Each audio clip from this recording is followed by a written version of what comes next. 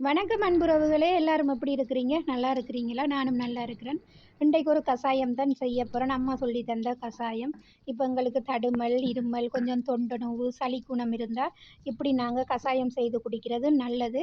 பிடிச்சிருந்தா நீங்களும் உங்களுக்கு தடுமல், தொண்டை நோவு வரும்போது ட்ரை பண்ணி பாருங்க. முதலாவது கொத்தமல்லியோட 5, 6 மிளகு சேர்த்து வறுக்கவணும்.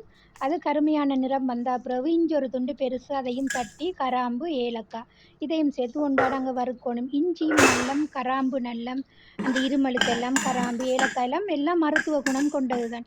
இதெல்லாம் வறுத்து போட்டு இதோட நாங்கள் துளசியில இருந்த ஒரு பிடி சேர்க்கலாம். கழுவி போட்டு தூதுவளை இலை, கற்பூரவள்ளி இலையெல்லாம் சளிக்கு நல்லம் இருந்தால் அதையும் போட்டு சேர்த்து வறுக்க வேணும்.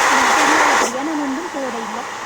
வறுபட்ட அப்புறம் 2 கப் தண்ணி ஊற்றி நல்லா கொதிக்க வைக்கணும்.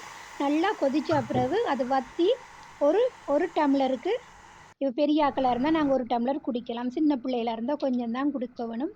பாருங்கள் நல்லா கொதித்து சாயம் மாதிரி வரும். அதுக்கு பிறகு நாங்கள் இதில் பனங்கற்கண்டோ சீனியோ கலந்து நாங்கள் குடிக்கலாம். பாருங்கள் தேத்தனி மாதிரி வந்திருக்குது. இந்த கசாயம் பிடிச்சிருந்தா லைக் பண்ணி, கமெண்ட் பண்ணி, சப்ஸ்கிரைப் பண்ணி சப்போர்ட் பண்ணுங்க உறவுகளே.